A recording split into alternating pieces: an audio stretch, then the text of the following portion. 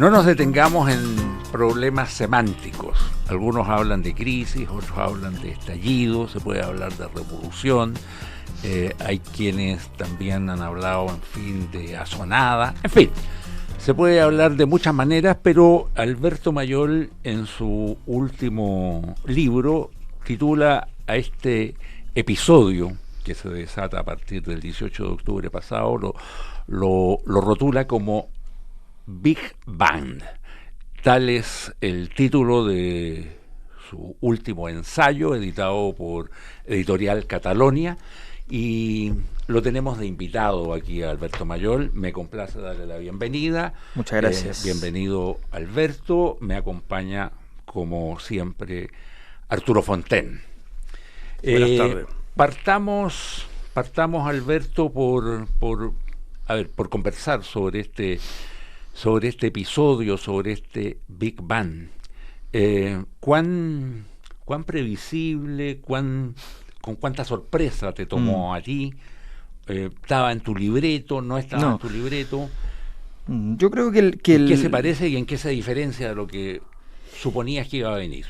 A ver, a mí me parecía muy claro que estructuralmente, hay que diferenciar, los sociólogos sabemos dibujar bastante bien los elementos estructurales, pero los elementos estructurales no son los únicos que existen. O sea, hay otro tipo de factores que son lo que yo he tratado de trabajar desde hace bastante tiempo. De hecho, mi tesis doctoral tiene que ver con eso, que son lo que llamo los elementos energéticos, que no son lo mismo. O sea, porque no es lo mismo una determinada estructura de problema con más energía o con menos energía. El problema de la intensidad de Carl Schmitt, el problema de lo político de Carl Schmitt es eso, es la intensidad, no solamente la relación de conflicto.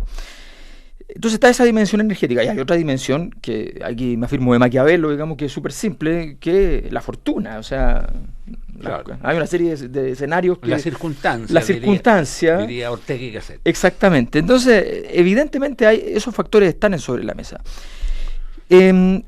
Para mí era muy claro en las investigaciones anteriores que el mínimo de legitimidad requerida para que cualquier orden social se pueda sostener en pie, y fundamentalmente para que el modelo económico pudiera existir, aun cuando los modelos económicos no requieren demasiada legitimidad porque no son modelos políticos, ese mínimo había sido superado en términos de estábamos más abajo. O sea, estábamos un poquito desfondados. Estábamos en una situación de desfonde, y la forma en que se fracturase eso podía ser de distintas maneras, pero me parecía evidente que no era posible que se superara la prueba. Esa era la hipótesis del derrumbe del modelo. Ahora, lo que para mí era completamente insólito como fenómeno era esta situación en la cual, en el momento en que se trata de defender este proceso, de evitar que esta ilegitimidad se tradujese en una fractura, en ese proceso toda la élite política pone muchos recursos sobre la mesa, recursos políticos, recursos económicos, en fin, y esto no funciona. Pero la forma en que estalla en particular me pareció muy sorprendente. Cuando dices que esto no funciona, Alberto, ¿te estás refiriendo al Acuerdo por la Paz y la nueva Constitución? No, me refiero anteriormente a toda la salida bacheletista, ya los esfuerzos de reforma durante el primer gobierno de Sebastián Piñera, los esfuerzos posteriores de reforma durante ya el segundo gobierno de Sebastián Piñera. O sea, todas esas distintas formas de salida, y donde además la élite entra en una típica crisis de las élites, que empiezan a destruir la solución del otro, aun cuando en realidad todas las soluciones son para todos. Entonces empiezan a jugar un juego de suma cero, ¿no? Porque dicen, no, pero la solución del otro le puede servir y qué sé yo, y quieren destruirla, pero en realidad a cualquiera que le hubiese solucionado alguna solución, era una solución para todos, y lo salvaba todo. Entonces ese escenario es el que se empieza a configurar, y ahí viene el estallido, que a mi juicio, ¿por qué le pongo Big Bang? Porque básicamente lo que me parece más interesante es que la investigación sobre este fenómeno tiene que considerar la forma en que se produce. O sea, no podemos decir solamente, aquí están las causas, no. Para que en 24 horas pase todo lo que pasó, ¿ya? Es una cosa, yo no sé si, digo inusual, pero puede ser totalmente inédita, ¿ya? Para que hay que mirar la forma específica del estallido. Y ahí me agarro además del concepto de Big Bang duro, de la física, que ellos dicen lo que pase al principio después del estallido, después del Big Bang, es muy importante para lo que viene después. Ahí vamos a ver dónde se acumula energía que se transforma en materia y eso se transforma en estructuraciones. Entonces, y ahí viene entonces la metáfora, tiene un elemento conceptual también. En ese Alberto está convertido en un sismógrafo. Es que tiene que ver con... Sí, tiene algo que ver. Sismólogo. Un sismógrafo entiendo yo que es un aparato, ¿no? Es una... Sí, claro, sí. Pero tiene que ver con eso, tiene que ver con efectivamente con el esfuerzo de mucho tiempo. Eso, mi tesis yo la empecé en el 2005, de doctorado, sobre entender fenómenos energéticos en la vida social que modifican las condiciones estructurales en ese sentido. Y ese es el trabajo. Arturo. A ver, la tesis, ¿no es cierto?, es que se derrumba el modelo. Y yo diría que, bueno, el libro está magníficamente escrito, se lee pero con una facilidad extraordinaria, yo lo recomiendo. Y hay una teoría aquí que es muy, muy atractiva como visión de conjunto, ¿verdad? Pero a mí me quedan algunas dudas. La primera es, ¿qué se derrumbó? Y segundo, ¿ya se derrumbó o tú crees que se va a derrumbar? No, yo creo que esto es el final del camino del proceso de ilegitimidad del modelo. Yo creo que el modelo está fuera. O sea, el modelo no tiene posibilidad operativa de seguir funcionando tal como funcionaba. Obviamente si uno dice, pero es que todavía se sostiene básicamente porque el gobierno ha apostado a sostenerlo, pero está basado en usar herramientas que no sirven, que no tienen legitimidad alguna. En este camino destruyó la legitimidad de Carabineros. O sea, esas herramientas no son herramientas, dejan de serlo porque ya mañana no las vas a poder ocupar. Quien venga después de Sebastián Piñera, no las va a ocupar. No va a ocupar esas herramientas, sea de derecha, sea de izquierda. A ver, ¿cuáles, por ejemplo, no se podrían ocupar más? No vas a centrar la discusión en de seguir defendiendo las condiciones macroeconómicas y seguir omitiendo las condiciones económicas de los hogares, por ejemplo. Eso no lo vas a hacer. ¿Verdad? Vas a tener que cambiar la forma de diseño de la política pública para que eso esté subsanado. Y eso es un cambio muy radical porque cambia completamente las estructuras de riesgo país, para decirlo así, digamos, en términos financieros. A ver, pero no sé si te sigo, pero ¿cuál sería ese cambio tan radical? Suponte tú que quisiéramos aumentar la pensión como se está haciendo, la pensión básica solidaria, sería un buen elemento. Pero tú tienes que desmercantilizar una cantidad de mercados muy grande para que efectivamente... Tú tienes hoy día lo siguiente, que está el dato en el libro, 78 percentiles, de acuerdo a la encuesta de presupuestos familiares, no llegan a fin de mes. 78 percentiles. Los que llegan, de esos hay 12, 15 que llegan con un delta de 4.000 pesos, 8.000 pesos, o sea... Y esa encuesta no contempla el pago de deudas. No están las cuotas de las deudas dentro. Y las cuotas de las deudas han aumentado en la última medición, que es del 2017, que a su vez marca la evolución desde el 2014, son 3 años solamente, ¿ya? Marca una evolución donde se duplicó el peso de la deuda en los hogares entre esos 3 años. Yeah. Entonces, ese sistema operativo en el hogar no está funcionando. Cuando la famosa frase de ¿es la economía estúpido? La famosa frase para girar la campaña de Clinton en su momento versus Bush, que estaba con la cosa internacional, cuando ellos dicen eso, ¿no? Cuando el asesor le dice eso, se lo dice no por la economía país, le dice vamos a la casa. Entonces lo que está llorando aquí en términos económicos es la casa. Ya, pero las casas no son viables. Las casas no son viables. El país entonces era viable mientras la casa no era viable. Eso no funciona.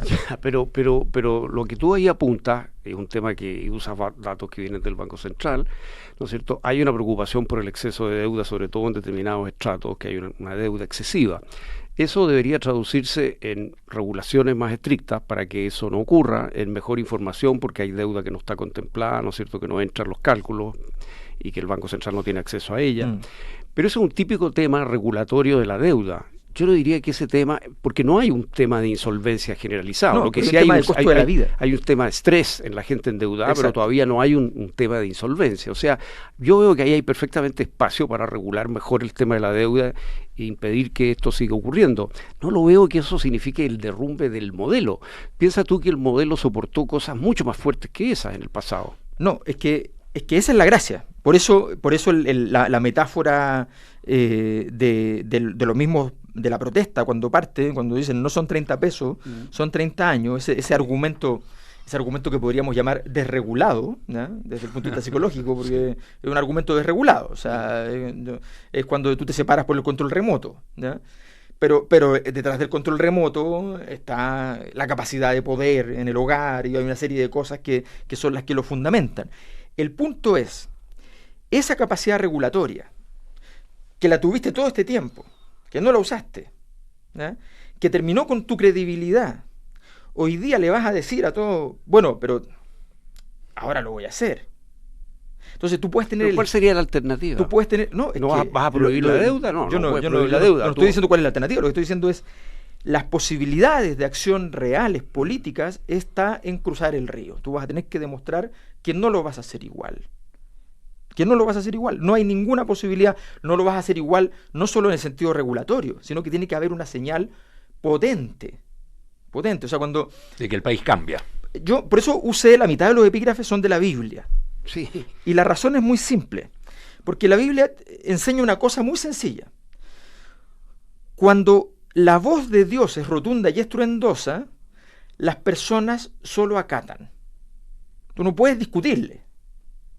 ¿No? Cuando la voz es rotunda y estruendosa, la única discusión que tolera Dios en su momento es con Job, porque la falta que comete Dios la comete, digamos. Hay una falta de Dios en ese texto, que por eso es un texto teológicamente tan complejo. Pero en el resto de la Biblia, cuando la voz de Dios está pronunciada, no hay nada que hacer. Cuando pasa algo de esta magnitud, tú no puedes decir, no, pero ¿sabes qué? Es que quiero hacer un apunte. No hay forma de hacer un apunte. Por eso las medidas del presidente Piñera, que son riego por goteo, no funcionan, se hunden en la marea. Porque lo que hay que hacer es cruzar el Rubicón, hacer cosas distintas, lo que está haciendo Lavín, ¿no?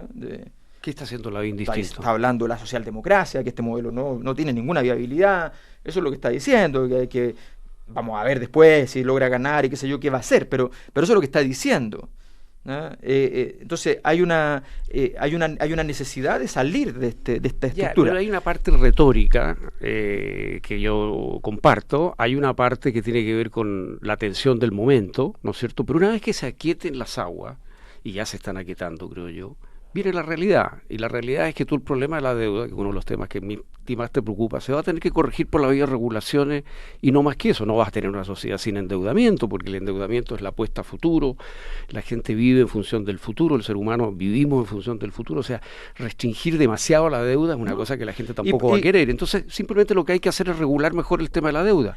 Va a haber que aumentar fuertemente el tema de las pensiones básicas solidarias, en eso estamos, pero eso tampoco significa, digamos, un derrumbe del modelo. Depende, pues yo te puedo preguntar lo siguiente, es que la forma operativa... ¿Dónde está el derrumbe real, digamos? ¿Qué es lo que tiene que caer para que tú digas se cruza el Rubicón? Que tenga que caer. O sea, a ver, ¿tú puedes hoy día ocupar la ley de la oferta y la demanda para definir los precios de los bienes de servicios básicos? Hoy día, ¿puedes usarla? La respuesta es no. Yo me planteaba qué va a hacer cualquier gobierno. La próxima vez que haya que subir el metro. Que haya que subir el metro, que haya que subir la luz, que haya que subir el agua.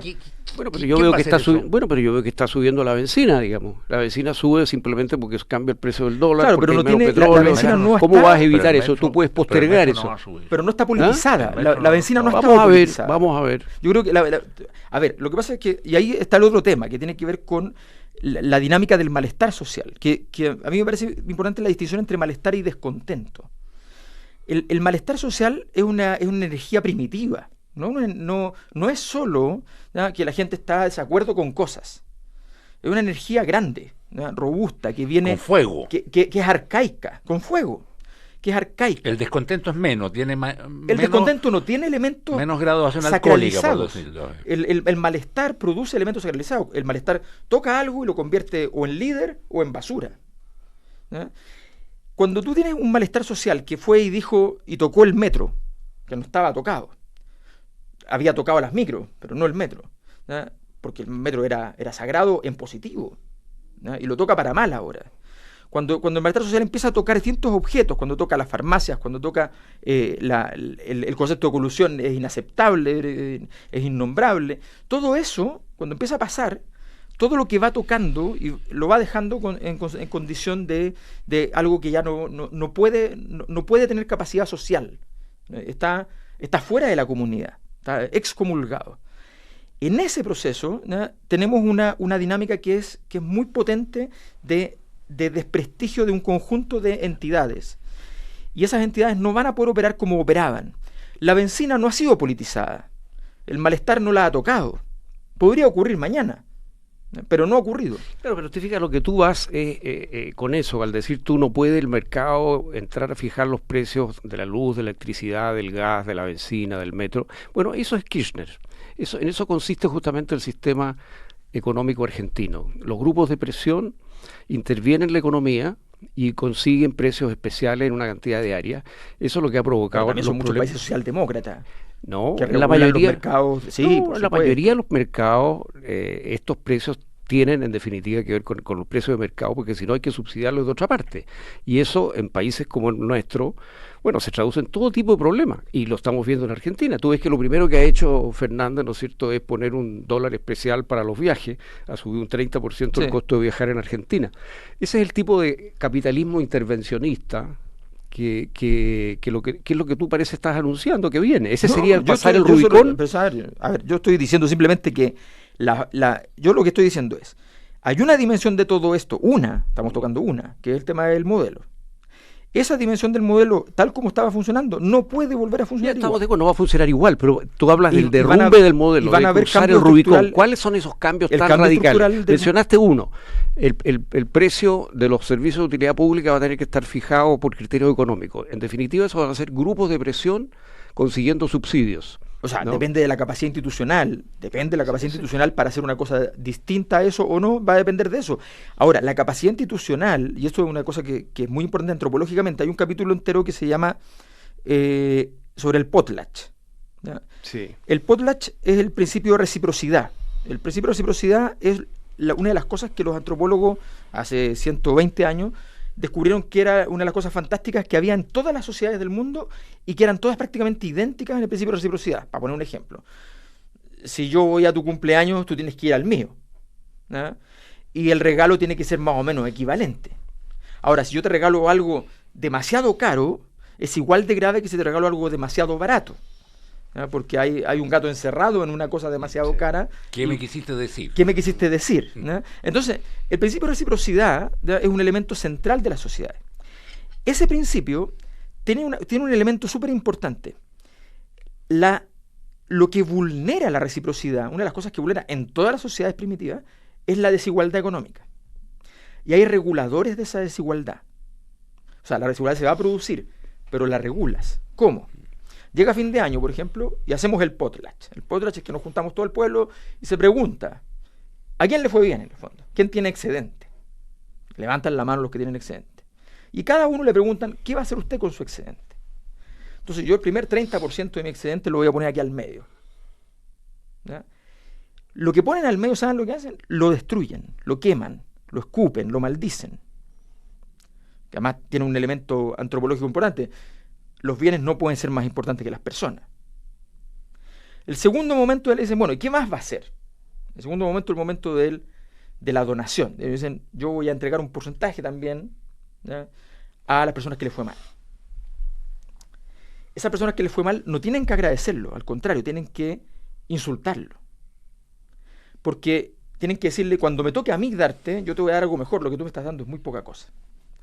Termina esta fiesta distributiva, viene el año nuevo, y el siguiente año, quienes hicieron un potlatch generoso en el fondo, tienen poder político. El origen de nuestras instituciones es el momento de la reciprocidad. Es cuando los que tenían la posibilidad de llevarse algo para la casa, la entregaron a la comunidad.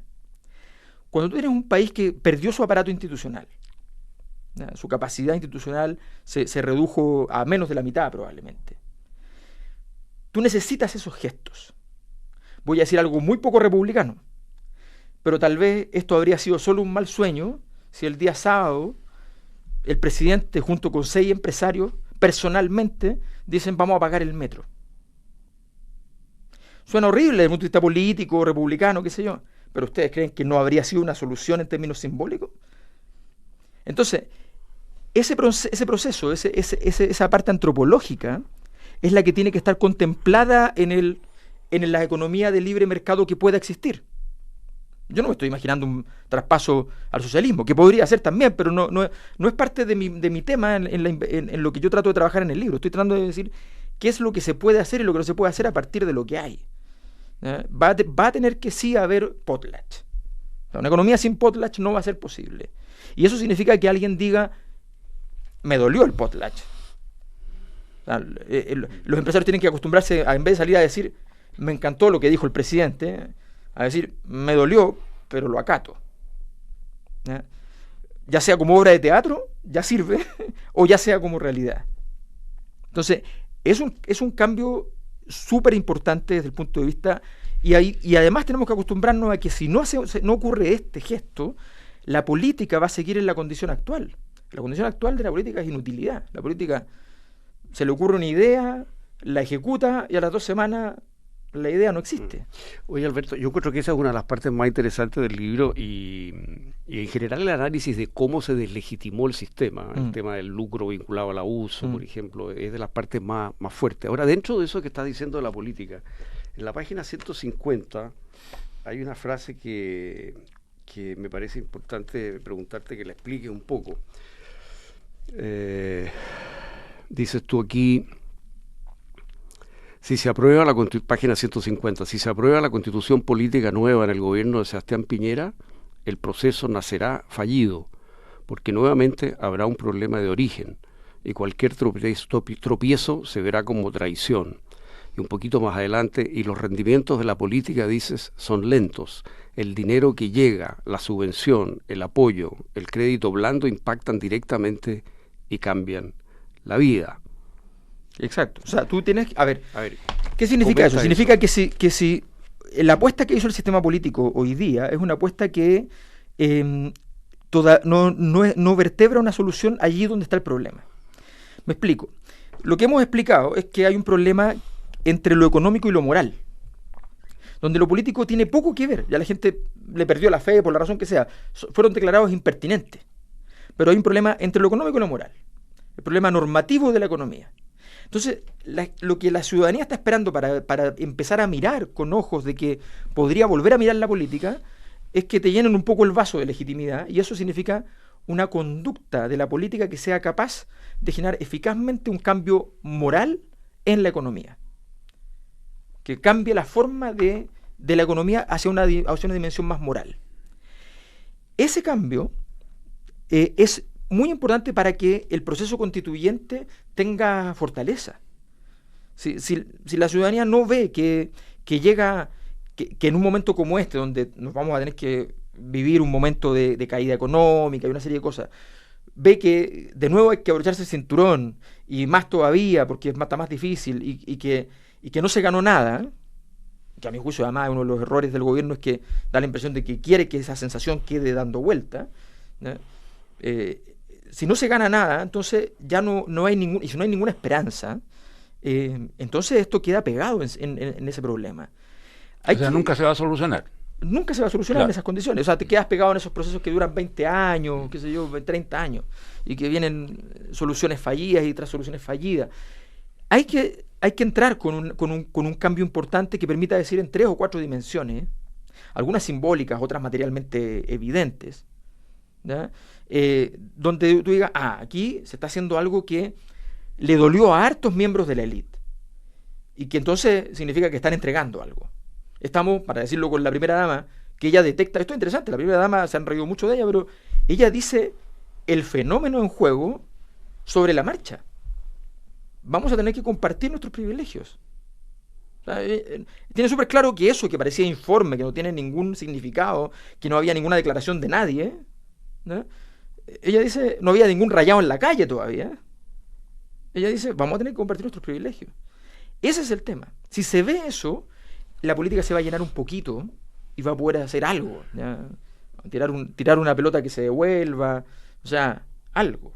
En ese sentido, tú no apuestas, o sea, no le pones mucha ficha a este acuerdo por la paz y la nueva Constitución, si es que no va acompañado de otros beneficios, de otra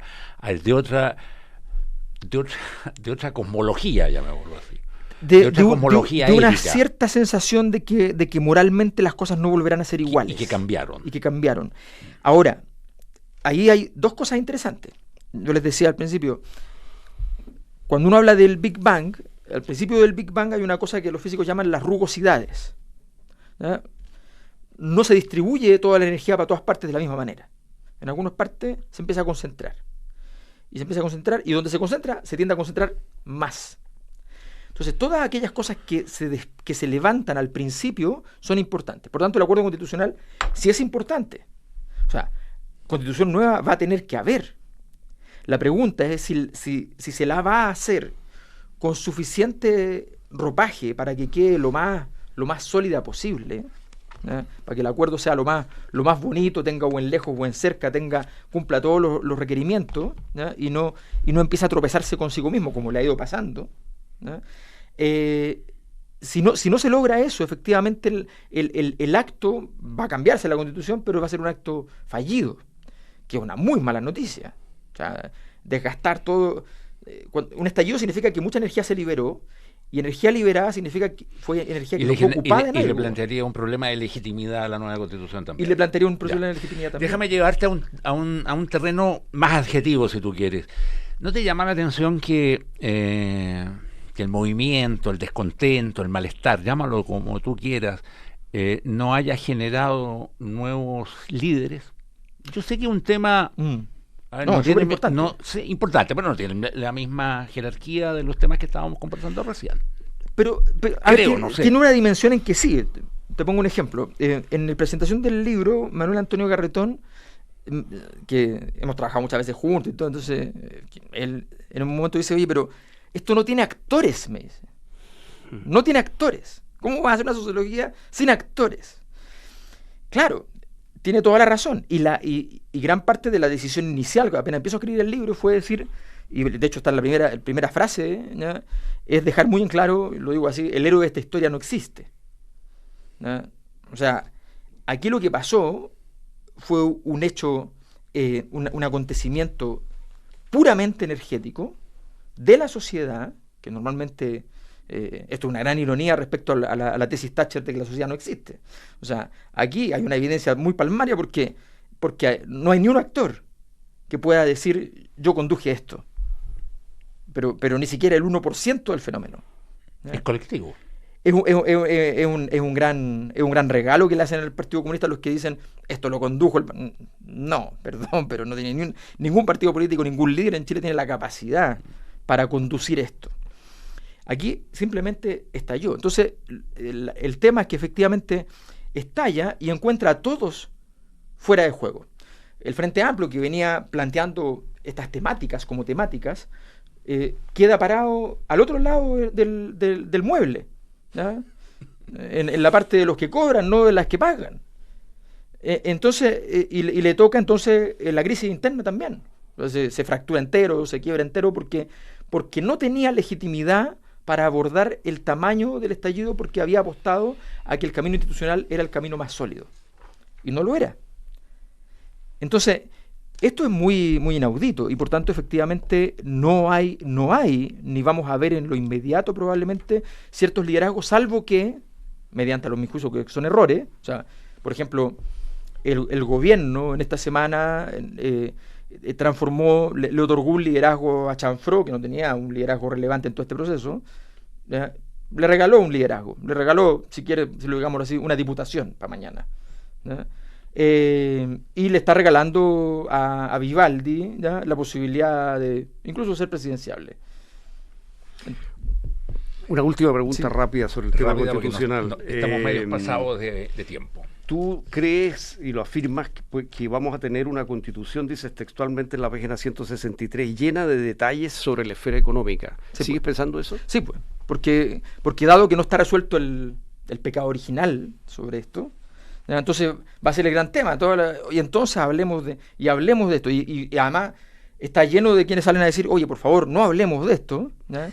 Y entonces esto no prendió, o sea, es lo mismo, es como ya, bueno, vamos a hablar. Eso le duele, eso es el potlatch. Eso le duele. Quiero que hablemos de eso, que usted mencionó. ¿Qué era? Entonces sí, lo más probable es que sí tengamos eso. Entonces todas estas cosas de que no, que tenemos que tener una constitución súper económica en palabra, lo más probable es que no sea así mientras más insistamos en eso. Hay que asumir, va a haber una nueva constitución y va a haber un proceso, y bueno, que tengamos suerte. O sea, Alberto Mayol, sociólogo, académico de la Universidad de Santiago, ensayista y autor del libro Big Bang, editado por Catalonia recientemente. y libretista de óperas. Libretista de ópera, Muy además, conoce su importante. nombre, y yo te había puesto también sismólogo. Pero en realidad es cosmólogo. Pero depende de, claro. Hay un sitio de viajes que causa furor, turismocity.cl. Turismo City compara el precio de todos los sitios de viaje y te permite saber cuál tiene el precio más bajo, más conveniente. Además te alerta también cuando hay vuelos baratos. Ingresa ahora en Turismo City o descarga la app. No se vaya de la sintonía de Radio Duna, porque a continuación viene información privilegiada al cierre y enseguida sintonía crónica junto a Bárbara Espejo y Rodrigo Santamaría. Tenemos que agradecer la participación de Alberto Mayol y de Arturo Fonten en esta edición del programa. Muchas gracias Alberto, muchas gracias Arturo. Nos encontramos mañana aquí en Terapia Chilensis. Muy buenas noches. Buenas noches.